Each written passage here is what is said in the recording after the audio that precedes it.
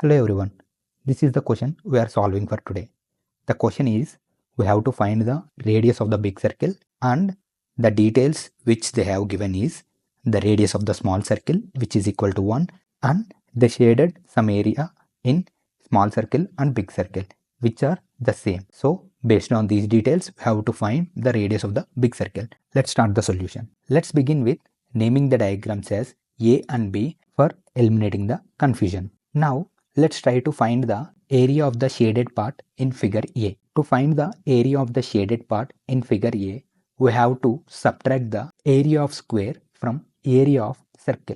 We know the area of circle formula is pi r square and area of square formula is s square, which is equal to shaded part. Now we know the radius of the small circle, so we can find the area of the circle. But we don't know the side of the square, so we have to find the side of the square first. Let's make some changes to diagram A. Draw a line from this corner, center of the circle. This is the radius of the small circle, which is equal to 1. If you observe it properly, if you combine the green line and the black line, this will become the diagonal for the square. Let's treat the sides of the square as S and S, as all sides are equal in the square. And the angles at the vertices are 90 degrees. So we got a right angle triangle now with diagonal is equal to 2 units. Now if we apply the Pythagoras theorem for this right angle triangle, side square plus side square is equal to 2 square, which is the diagonal of the square. So 2 times of s square is equal to 4. So s square is equal to 2. S is equal to square root of 2. The side of the square is equals to root 2.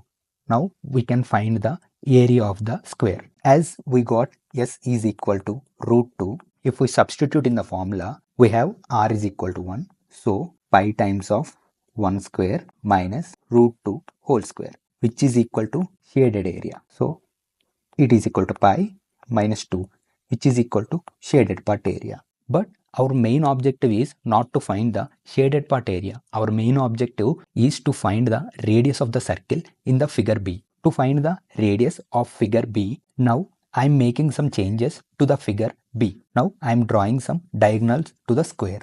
Let's name some of the vertices in the square. I am naming the center as O and some vertices as A and B. We know diagonals intersect to 90 degrees in the square. So this angle is 90 degrees. If you observe the figure B, you can observe two different geometrical shapes in between OAB. Let me highlight the figures. One is the quarter segment of a circle. The other one is an isosceles triangle. Now to find the shaded part area, we have to remove the triangle area from the segment of the circle area. The segment of the circle is 1/4 part of a full circle. So the formula for the segment is 1/4 times pi r square, whose radius is capital R, minus the area of the triangle, which is an isosceles triangle, because OA is equal to the radius of the circle and OB is also the radius of the circle, which is equal to capital R, and one of the angle is 90 degrees. So it is a right angle isosceles triangle